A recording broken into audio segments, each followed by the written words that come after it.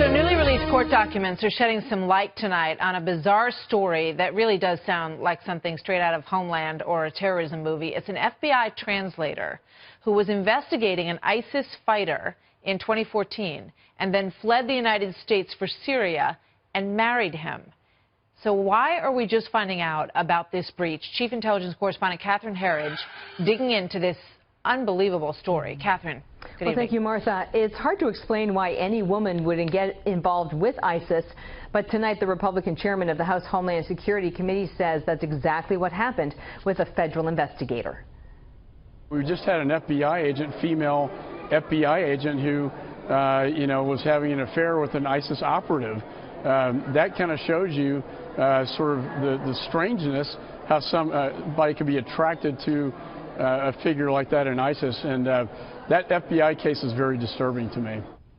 Newly unsealed court records, first reported by CNN and independently confirmed by Fox News, show an FBI translator married this German rapper turned ISIS pitchman Dennis Cuthbert in 2014. The FBI contractor Daniela Green was investigating Cuthbert when she lied to supervisors and traveled from the U.S. to Turkey and across the border to ISIS-held territory. Green, who still had an American husband at the time, wrote in emails that life in the ISIS caliphate was frightening, dangerous, and she might not survive. And she even believed she would go to jail if she ever got out alive. These records filed here in D.C. say Green's conduct was a serious breach.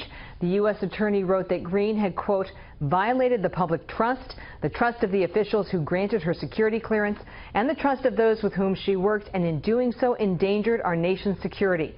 The case got zero publicity for months because the records were sealed by the court, and critics say Green got off with a light sentence, 2 years in probation, because she cooperated with the FBI. A bureau spokesman would only say they've made policy changes to avoid a repeat in the future, Martha. Catherine, thank you very much. You're welcome. Joining me now, Pete Hoekstra, the former chairman of the House Intel Committee. Pete, welcome. Good evening. It's shocking that she would only get 2 years for this breach. And why was this kept so quiet, this whole thing?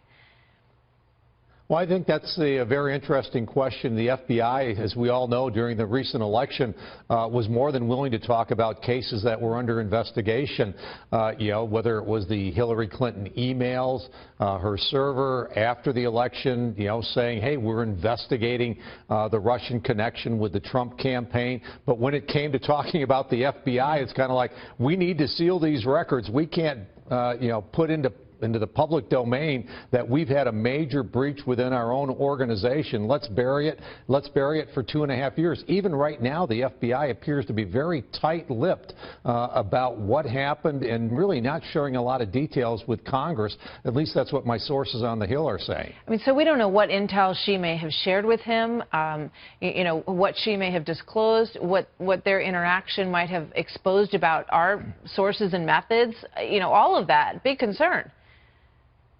It's a huge concern, and good practice in the intelligence community says you have to assume that everything that she knew has been shared with ISIS, and so the FBI has to do a damage assessment of exactly what now happens or what ISIS now knows about their policies, procedures, their tactics, and those kinds of things, and they have to go back and they need to change all of those, because the assumption is that whatever she had, whatever intelligence she had, is now in the hands of ISIS. I mean, you read the emails that she wrote. It's just, I can't even imagine being in the position that she's in, and she's sort of writing about it like, oh, this might be bad. I might be in trouble. This could be dangerous. It's just, you wonder what kind of person she is, and I guess we're going to learn more about that. But, the other thing that really struck me, Pete, especially given the warning that went out today, a broad warning for travel in Europe. I mean, these people live among us, and they are friends with people, as this guy was with this FBI agent.